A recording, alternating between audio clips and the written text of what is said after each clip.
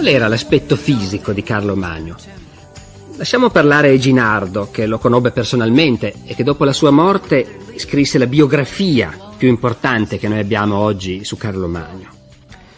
Eginardo scrive: era di taglia grossa e robusta, di statura alta ma non eccezionale, giacché misurava 7 piedi di altezza. Ecco, questa è già una prima cosa su cui viene voglia di fermarsi. Cosa diavolo vuol dire 7 piedi di altezza? Beh, il piede che usavano loro era ancora l'antico piede romano, e 7 piedi vuol dire 1,90 m. A prima vista restiamo un po' sorpresi, anche perché siamo abituati a pensare che la gente del Medioevo fosse un po' più bassa di noi.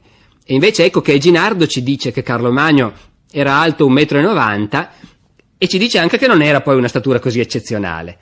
Ora, in realtà è vero che questi germani erano molto alti.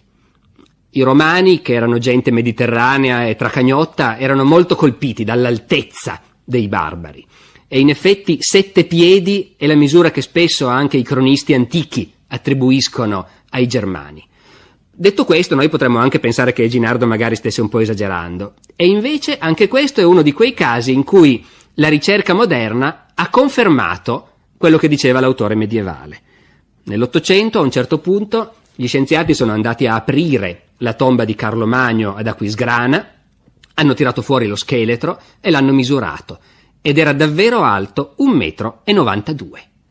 Oltre a questo, Eginardo ci dice che aveva la testa rotonda, gli occhi molto grandi e vivaci, il naso appena più grosso del normale, i capelli bianchi ma ancora belli, Eginardo l'aveva conosciuto quando era già vecchio, l'espressione allegra e ridente, il collo corto e grasso, il ventre un po' sporgente, la voce chiara ma un po' troppo sottile per la sua stazza.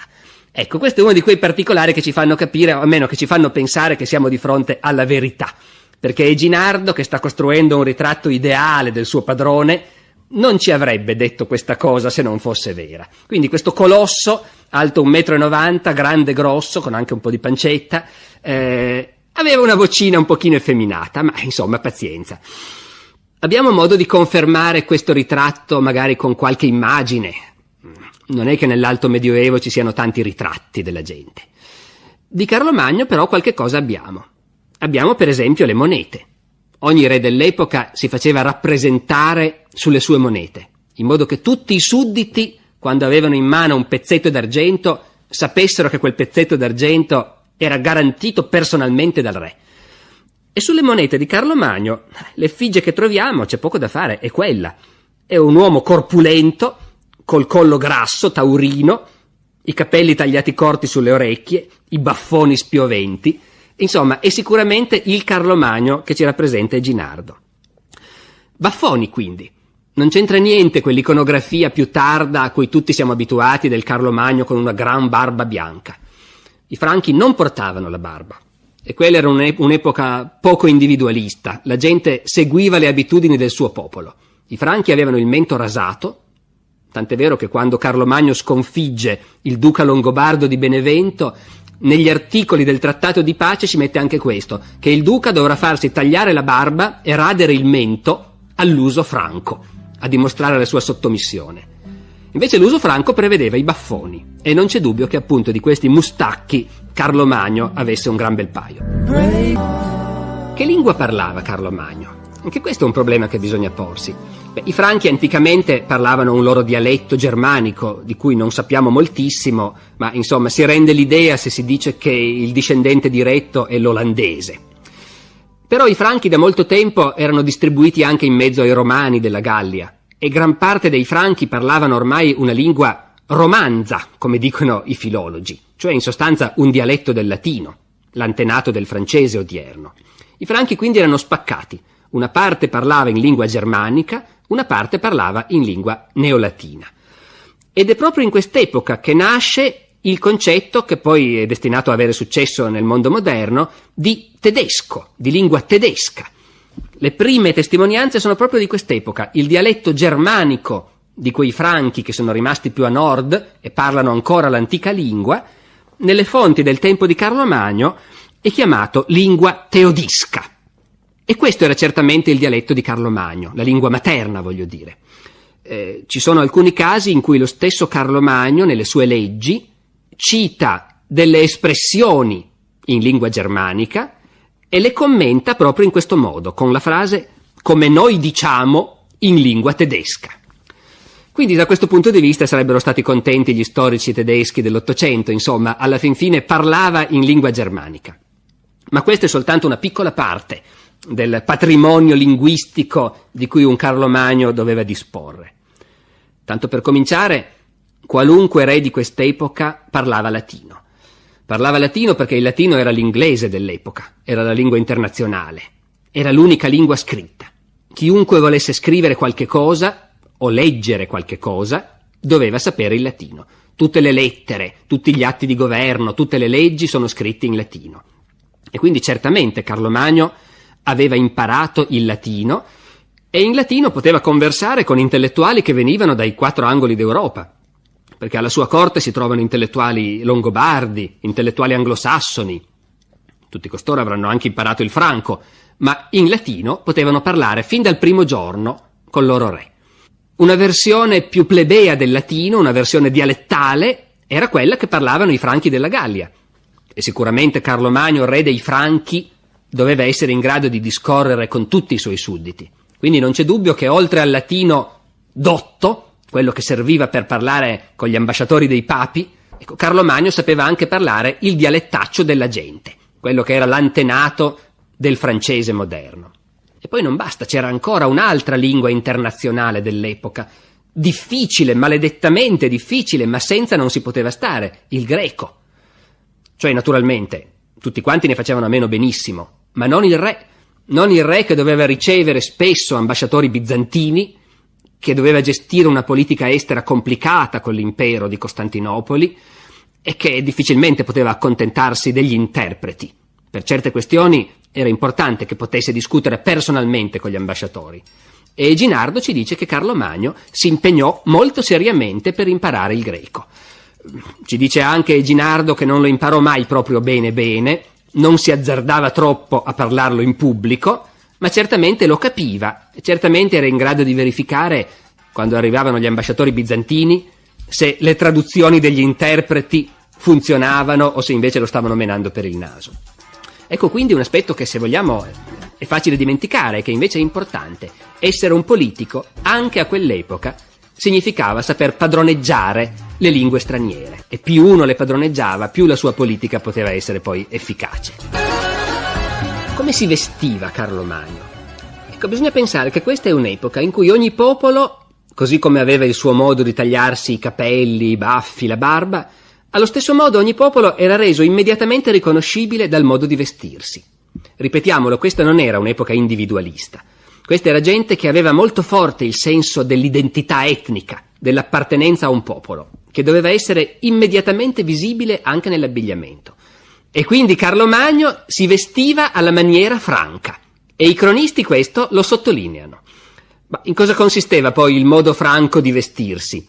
Noi abbiamo una descrizione incantevole di Carlo Magno che si alza all'alba per andare a sentire il mattutino in chiesa e che si mette soltanto la biancheria, mutande e camicia. Questo peraltro non era una raffinatezza da re, tutti all'epoca portavano la biancheria, è una leggenda il fatto che le mutande siano state inventate molto tardi.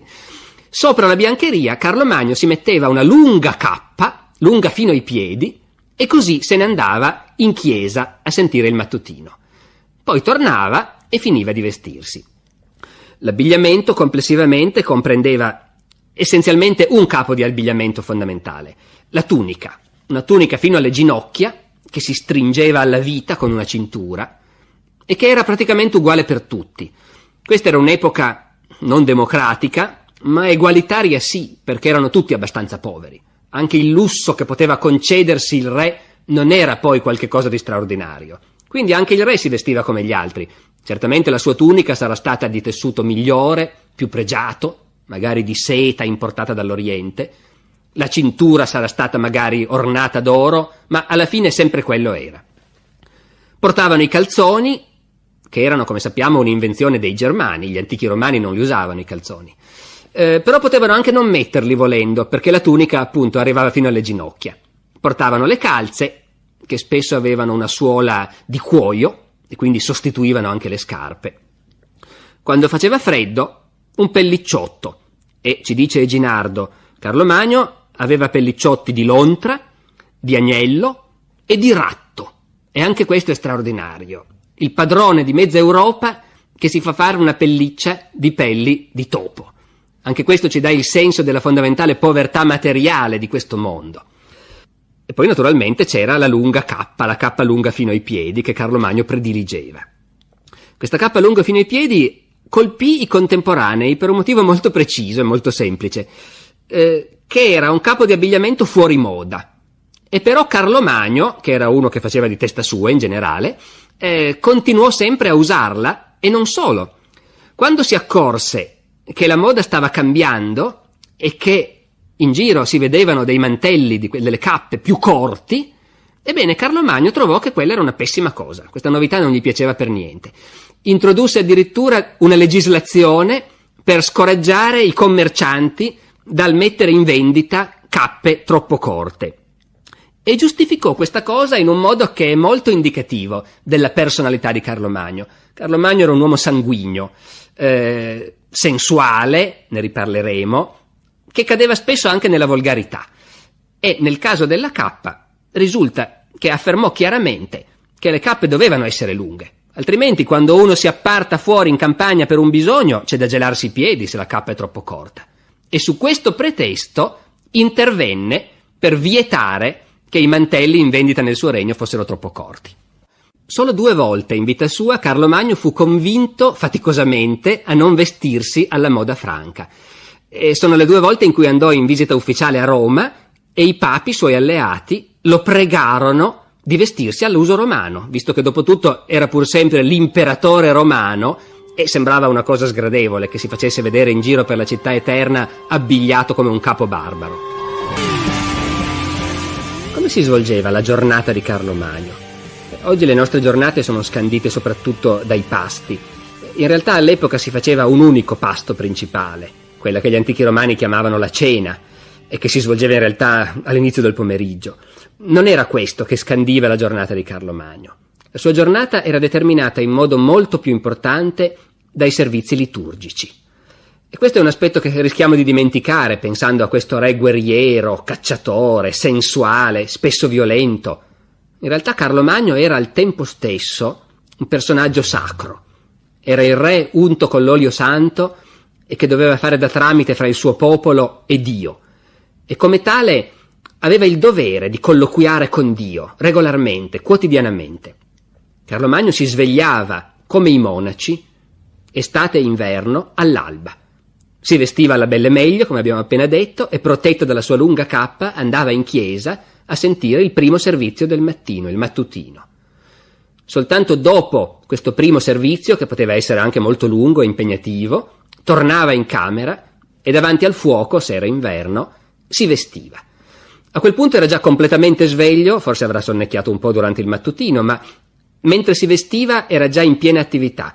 Eginardo ci riferisce espressamente che spesso il re ascoltava i ministri, prendeva decisioni, a volte addirittura decideva delle cause mentre si stava vestendo. Era uno di quegli uomini evidentemente che una volta che si sono messi in moto hanno voglia di andare avanti e di lavorare. Lavorava molto. Noi di nuovo pensiamo a volte che un re barbaro passasse il suo tempo tra gozzoviglie e festini. C'era anche questo, ma Carlo Magno doveva lavorare. Lavorava parecchio e lavorava tutta la mattina praticamente, finché non andava a sentire messa. Di nuovo, questo aspetto, questa alternanza fra l'attività politica e il colloquio con Dio, che sono 2 aspetti, tutte e 2 indispensabili per il re. La messa normalmente concludeva la mattinata, che era la parte più lunga della giornata. Non sappiamo se nel frattempo trovava il tempo di fare colazione. Questo è uno degli aspetti della vita quotidiana più ovvi che per il passato lontano ci sfuggono. Facevano colazione e cosa mangiavano? Naturalmente il caffè non c'era il tè, non c'era la cioccolata. Alcune fonti parlano di pane inzuppato nel vino, o forse avrà mangiato una buona minestra, come facevano i nostri contadini ancora fino a non molto tempo fa. Probabilmente quello era il breakfast, il modo per rompere il digiuno di una lunga mattinata. Poi la messa, e dopo la messa finalmente il pasto principale. Questi pasti alla corte di Carlo Magno erano dei momenti impegnativi. Non che esistesse un'etichetta vera e propria come ci sarà poi alla corte del Re Sole molti secoli dopo, ma insomma una certa etichetta in realtà c'era. Il re mangiava da solo, servito da personaggi importanti, da vescovi o conti del suo regno. Quando lui aveva mangiato, si mettevano a tavola tutti i potenti, quando anche loro avevano finito, si metteva a mangiare la gente normale della corte, e quando anche la gente normale aveva finito, si mettevano a tavola i domestici, gli sguatteri. Un giorno Carlo Magno fu rimproverato da un vescovo che gli disse: «Non ho capito perché in tempo di Quaresima, quando le regole dicono che bisogna cominciare a mangiare solo quando fa buio, tu cominci a mangiare già prima». Carlo Magno gli disse: «Non hai capito? Allora d'ora in poi tu mangerai insieme ai domestici, con l'ultimo servizio». E il vescovo si rese conto molto rapidamente che i domestici si mettevano a tavola a notte fonda, solo dopo che tutti gli altri avevano mangiato, e quindi era una forma di cortesia, di umanità da parte del re decidere che si cominciasse ad andare a tavola un po' prima dell'ora stabilita.